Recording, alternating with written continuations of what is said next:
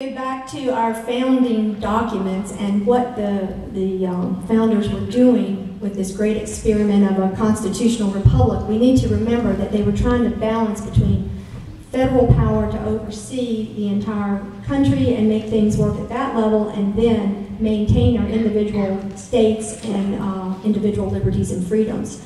So we've come a long way from the original intent of the founders, and I think we're at a point here in America today that we are on that borderline of where the government has gone too far. And I think that's the movement that we see out here. That's why you're here today, to listen and see who will stand up for your rights and freedoms and liberties.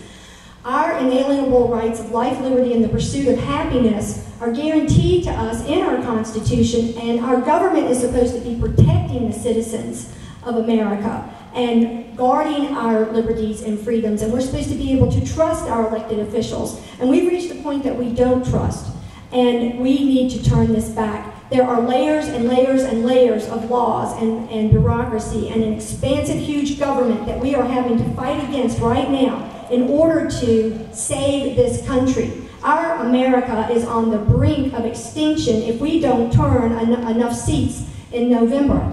And that is the battle that we're at. And we have to stand up and fight for these freedoms every single day from here until November and get people engaged, because this federal government has already gotten too large. Our individual freedoms have already been infringed upon. The government is in our pocketbooks, they're in our houses, they're in our families, they're in our schools, and they are telling us every little single thing that they want us to do. And they are infringing upon those freedoms. Your right to speak and say. Political correctness has got us to a point where we can't even stand up and say what we believe or don't believe in. So I think we are right there. Thank you.